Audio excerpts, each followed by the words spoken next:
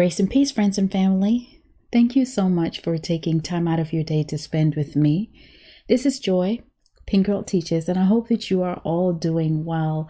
I want to say thank you so much for continuing to support me as I share these messages with you and for engaging in the comments and encouraging one another.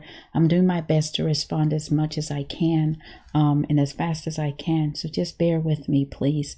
And welcome to everybody who has chosen to become part of this family, to be part of this community. It's my sincere hope that you find information here that is valuable and helps you pursue your most significant states. I wanted to talk about the reverse hoover. It is twisted. That's all I can say. And it's another ploy of the narcissist. I also want to talk about it because we know we are about to go into the holiday season, and it may be a difficult time for some people, and you wonder, what about the narcissist? What's happening? And they play games, right? Everything with a narcissist is about competition anyway, and they play to win. So sometimes you find that, they don't hoover you, and that's all part of their strategy. So we're going to go into that a bit. A lot of times you hear us content creators talk about how narcissists always hover. And then you sit back and you think to yourself, well, that's not the case for me. Narcissists never reached out to me, and why didn't they? And it's not something that we want them to do. We want them to leave us alone so we can get on with our lives. But I understand that at some point you ask yourself those questions, especially if this is new to you and you're just finding out everything and you're hearing everybody say, well, the hoover, but you haven't been hoovered. I want you to consider for a moment that maybe they are trying to employ the reverse hoover. Now, what that is simply the narcissist goes quiet. They disappear. And they do this so that you would be the one to reach out to them. Twisted, right? Reverse psychology. But this is where you have to remember who they are. They play to win. Everything is a game to the narcissist, and they want to be superior at all times and in all things. So it's another lie they tell themselves. When they go radio silence and you're trying to figure out what's really going on, I want you to consider who they are. They may look at this as they may look at you as competition, right? And they're trying to outcompete you in the silent game. But you got to know your opponent. One thing you must remember about your opponent is that they are a predator. They studied you. They made sure that they got to know who you are so that they would know how to play the game, so that they would know how to beat you, so they would know how to get the most narcissistic supply from you.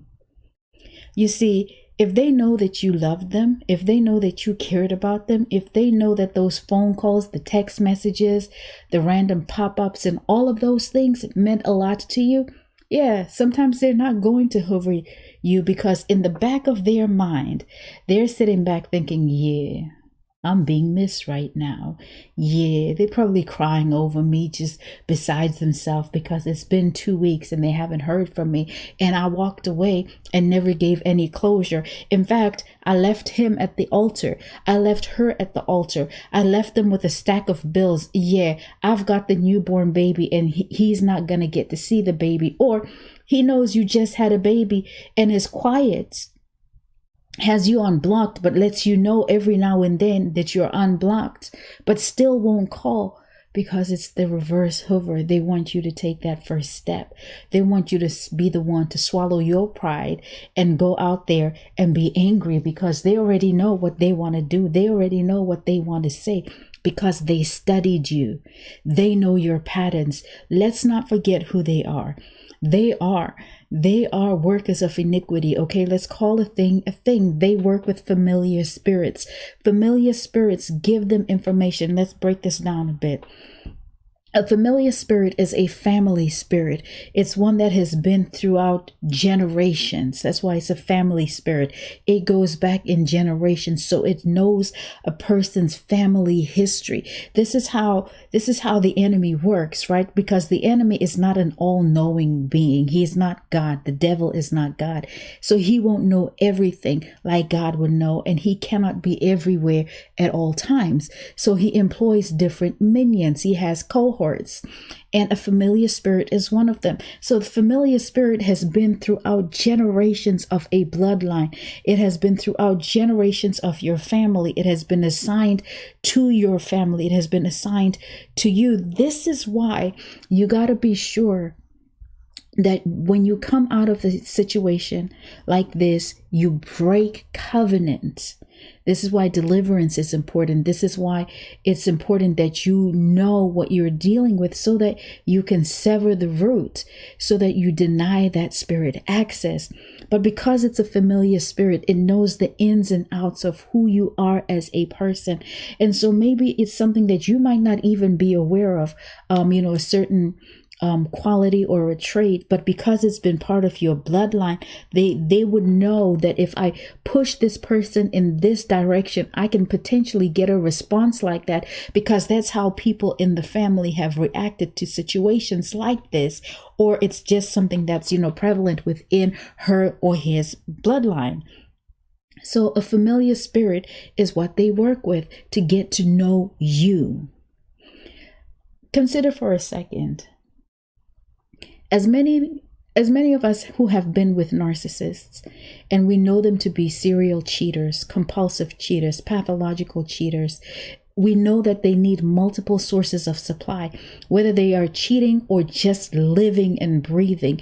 They need multiple sources of supply. But have you ever stopped to think, why are they so articulate with how they are able to compartmentalize people? How do they never really mess up all the time? Every now and then they may slip up, but it's very rare. They're able to know who's who and how to fit who in what category and pull out what works for that person. Yes, they are soul hunters, but they work together or in tandem with familiar spirits. So that is how they would know these things. Of course, there's going to be multiple spirits at work. Remember, Legion, they worked together. They work in tandem. So all of those things work, and it works against you when you're not covered or when you're just not aware. The Bible tells us that my people perish for lack of knowledge. My people perish for ignorance. They do not know. That's all it is. And so when we don't know what we are up against, and we don't know what we are fighting, we don't know what we need to pray about until we know, until we get into a position where we are, now openly asking the right questions and going to God for wisdom, revelation, discernment, but also just engaging with one another. But they know your patterns. They know because they've studied and they've been assigned for generations. So the narcissist knows when to do this, when not to do it, and who to do it with. You'll find that they may reach out to everybody depending on the type of setting, right? Whether it's a family, relationship, work, church, whatever the situation is. They may reach out to everybody, but not you. Why? Because they want you to take that step. You may see like I mentioned earlier, we're going into the holiday season, and some of us have children with them, right? It could even be children's birthdays. I have one of my kids, their birthday's next week, and the other one is her birthday's a month from today. But it's no surprise that somebody will forget their birthdays. And this is just something that we're used to. But it also is like they do things like this to make you call, to make you angry, to provoke you so that you would call. But why do they want you to call? Because it makes them feel more desirable. It makes them be able to tell their current sources of supply, look who's called again. Look who's texting me. You see, I haven't even called. I haven't even texted. I didn't send an email, but look. It gives them a sense of satisfaction. They feel like they won something. It makes them also feel like you cannot live without them. Sometimes you'll find that, you may text them, you may call them, you may even email them, and they simply don't respond. Yeah, because they'd have been bragging to everybody about look, but then we'll wait months to get in touch and then go quiet again. Or they may, they can wait months and then just send something that makes no sense. Could just send an emoji, for example. And that will force you or make you call because you need answers. And this is one of the things why closure can be so dangerous, because it feeds their ego.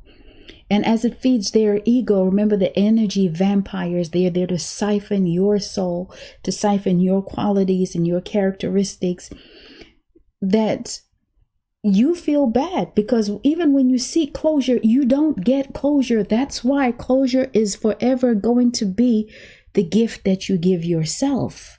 You're not going to get it from them. But it's all to make themselves feel more important and to further devalue you. And you're the one who took the step. The Bible says, submit to God, resist the devil, and he will flee. There are many moments where we feel like, I need that answer, and you may be tempted to reach out to the narcissist. And sometimes, you really do need answers. You need, information and stuff, maybe for children, for work, for business, whatever. But give everything to God and ask him for wisdom on how to proceed with that situation. Because ultimately, you don't want to go back and continue to be hurt and feel rejected and played with by this person. Quick story. So, said narc, this one narcissist, actually randomly out of nowhere, because, once I go no contact, I'm no contact, sent flowers. And I was supposed to call you to say thank you. I think not. They went right, because we're not doing no monitoring spirits in this house. Then you know exactly where they went, and I went on with my life. Don't fall for the narcissist hoovers or games to get you to be the one to take that step. It is all on purpose. How you just go randomly send gifts and stuff like that, but not call a person and apologize and not be accountable and not, be a human being, show some human decency, but think, silly things like that, make it up. They don't make it up. They don't make it better. They just reveal who you are or who they are. So I just wanted to share that with you, and I hope it gives you some clarity, as well as it gives you something to think about, focus on, and some strength to not give in. Just because they haven't hoovered you, sometimes they want you to chase them down. The devil is a liar. We do not pursue narcissists. We pursue God. We pursue God's truth. We pursue his presence. We pursue a lifestyle that is from God. That is it. Not a narcissist, I wish, no way. But I want to thank you so much for your time. Like always, may God continue to bless you and continue to come from behind.